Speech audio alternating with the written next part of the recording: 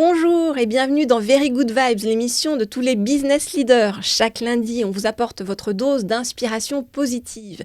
Et aujourd'hui, c'est Stéphane Quérol-Martinez qui va nous transmettre ses bonnes ondes. Stéphane Quérol-Martinez est le directeur France de Womanity. Womanity, c'est une entreprise internationale qui coach tous les grands leaders. Une entreprise qui a 50 millions d'euros de chiffre d'affaires qu'elle double chaque année depuis 2013. Alors, quels sont les secrets des grands leaders? On en parle tout de suite. Bonjour Stéphane. Bonjour Christelle.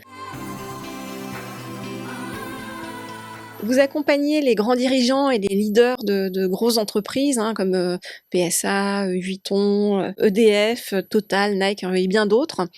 Alors, en quoi est-ce que l'optimisme est vraiment crucial pour ces entreprises? Alors, l'optimisme est crucial pour les entreprises parce que d'abord et avant tout, ce n'est pas naïf. C'est pas être naïf, c'est d'être pas optimiste, être naïf, c'est important. au contraire. C'est prendre énormément de recul.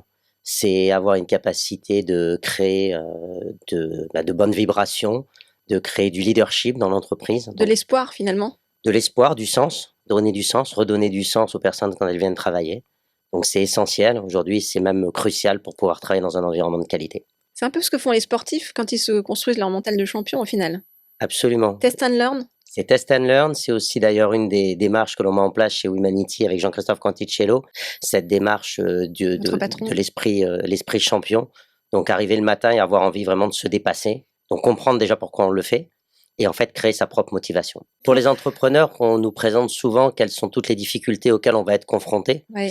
Et on avait quelques phrases comme celle-là assez connues, notamment dans le monde militaire pour pouvoir, ou dans le monde de l'innovation, en disant ne me parlez pas des problèmes que je vais rencontrer, mais plutôt des solutions que je peux apporter. Ouais. Donc c'est vrai que c'est quelque chose finalement c'est presque une hygiène de vie.